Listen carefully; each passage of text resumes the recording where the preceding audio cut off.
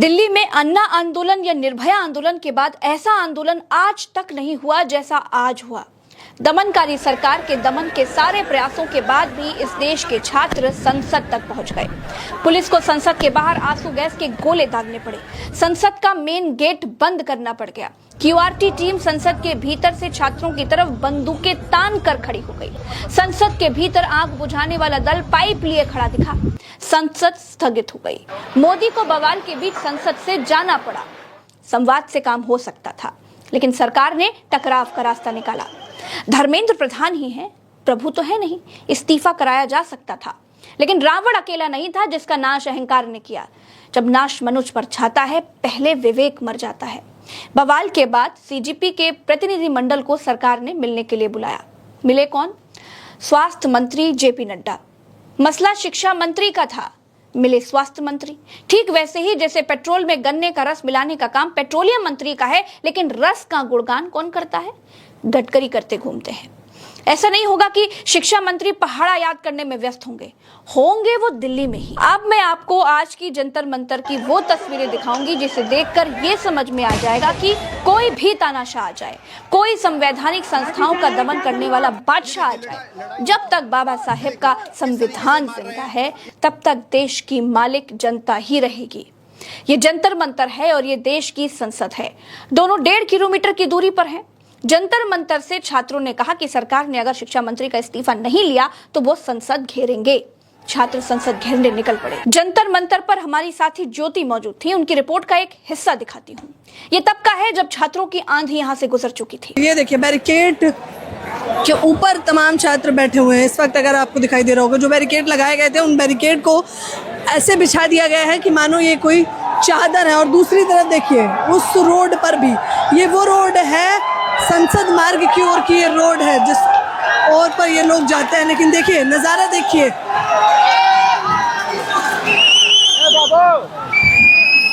दिखाइए कैमरामैन ऊपर की तस्वीरें अगर आप दिखा सके।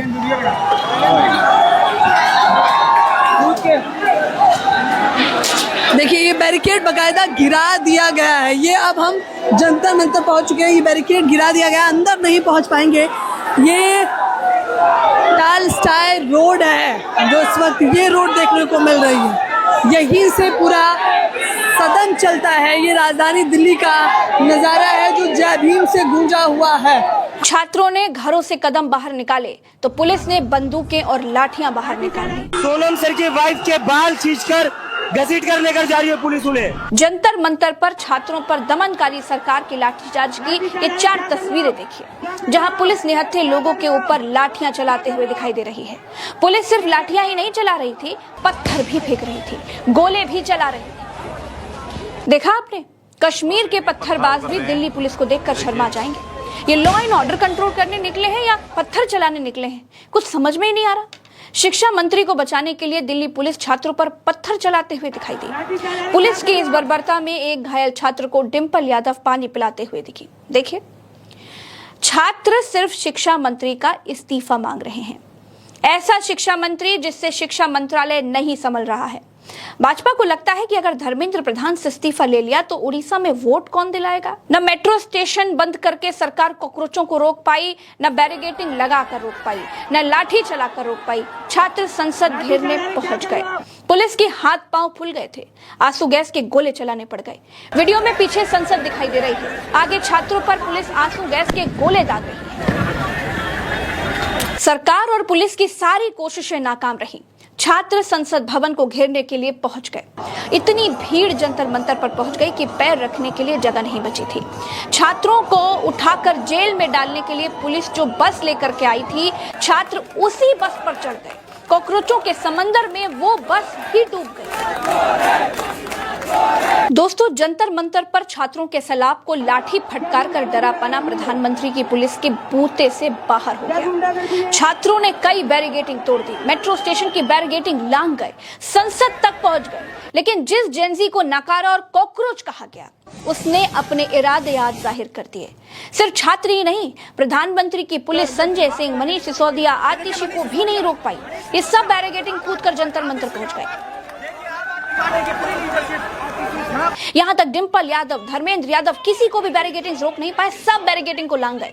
इस देश में एक उम्मीद जागी है कि चाहे आप कितना भी लोकतांत्रिक संस्थाओं का गला घोट लीजिए, जनता जब अपने पर आएगी तो बड़े से बड़े तानाशाह की कुर्सी उखाड़ फेंकेगी। आज यहाँ जंतर मंतर पे हजारों बच्चे वहां पर आए हैं, वहां लाठी चार्ज हो गया है, गवर्नमेंट मारने की कोशिश कर रही है, गवर्नमेंट दबाने की कोशिश कर रही है, गवर्नमेंट पकड़ने की कोशिश। नीट एग्जामिनेशन घोटाला, सर ये स्टूडेंट का मामला है जो लाखों बच्चों की जो भविष्य है उनके भविष्य के बारे में मैं बात कर रहा हूँ। जब रोम जल रहा था तब नीरू बंसी बजा रहा था। नीरू इकलौता ऐसा नहीं था जो देश को मुसीबत में छोड़कर बंसी बजाने का शौकीन था। हमारे प्रधानमंत्री को भी देखिए और दो तस्वीरें देखिए। एक तरफ इस देश के छात्र परीक्षा की लीकेज न रोक पाने वाले मंत्री को हटाने की मांग कर रहे हैं। सरकार ने बात नहीं सुनी तो वो संसद घेरने निकल पड़े। सरकार ने पुलिस लगा दी, छात्रों पर लाठियां चलवा दी, मेट्रो स्टेशंस बंद करवा दिए, इंटरनेट बंद करवा दिए, जैमर लगवा दिया, बैरिकेडिंग वेल्डिंग करके खड़े कर दिए कि छात्र कहीं संसद की तरफ बढ़ न जाए। दूसरी तरफ प्रधानमंत्री को कोई फर्क नहीं पड़ता। ये सेम टाइम की तस्वीरें हैं। अब ये मत समझिएगा कि तस्वीरें दो अलग अलग समय की हैं। कुछ मीटर दूर प्रधानमंत्री की पुलिस छात्रों को पीट रही थी और इधर प्रधानमंत्री मुस्कुराते हुए अपने मंत्रियों के साथ संसद के बाहर टहलते हुए दिखाई दे रहे हैं। सत्ता का अहंकार क्या होता है, ये तस्वीर इसकी जीती जागती निशानी है। क्या छात्र, क्या आम लोग, क्या आम आदमी पार्टी, क्या समाजवादी पार्टी, क्या आजाद समाज पार्टी, सब छात्रों की इस लड़ाई में जंतर मंतर पर खड़े दिखाई दिए।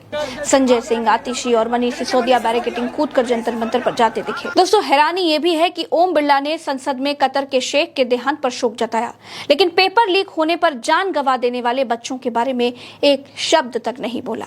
अत्यंत दुख के साथ मुझे सभा को अपने 6 पूर्व साथियों एवं कतर के पूर्व अमीर फादर अमीर महामहिम शेख